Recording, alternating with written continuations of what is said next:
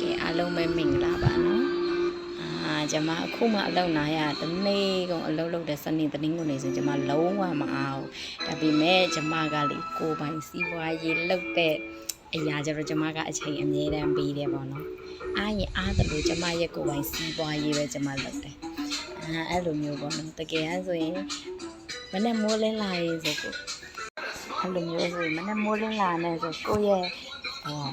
အကောင့်လေးဝင်ပြီးမှပတ်စံလေးဝင်တာလေးကြီးလာတဲ့အရန်ပျော်ရွှင်ရတယ်ဒီက။ဘာကြောင့်လဲဆိုခုံမုံစီးပွားရေးမှာဆိုရင်ကိုကအမြဲတမ်းဝင်ငွေအမြဲတမ်းရှိရကုန်ပြီ။ကိုလေတိရခိုင်တော့အမြဲတမ်းပေးထားအတွက်ကြောင့်မို့လို့အလုံးလုံးရတာလည်းအရန်လွယ်ကူတယ်။သူကပြီးအမတ်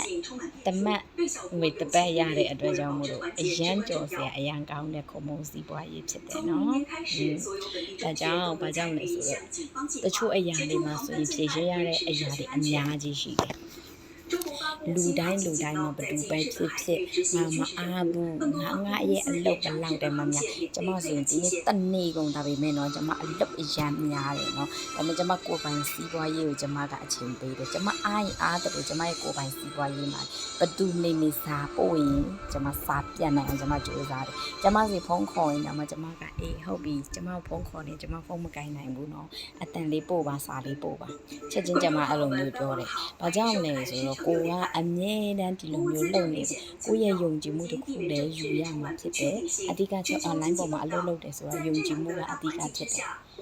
အဲ့ဒီအချက်မှာဆိုလူတိုင်းအောင်မြင်တဲ့လူဖြစ်ချင်နေဆိုအဲ့ဒီအချက်တန်ဖိုးထားရမယ်ကိုမှပါသက်ရှိတယ်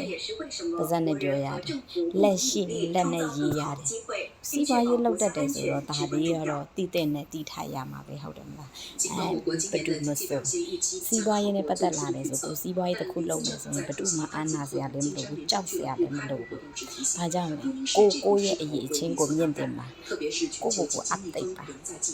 ကိုလုံနိုင်တဲ့အရေးအချင်းကိုရဲ့စွမ်းအင်တွေကိုမြင့်တင်ရမယ်အဲ့ဒါမှကိုတွေကအောင်မြင်မှုပန်းနိုင်ရပြီးမှရှေ့ဆက်ပြီးအတွေ့အကြုံများစွာနဲ့ပို့ပြီးအောင်မြင်တဲ့လူတစ်ယောက်ဖြစ်မယ်အားလုံး fight တင်ပါလို့ပြော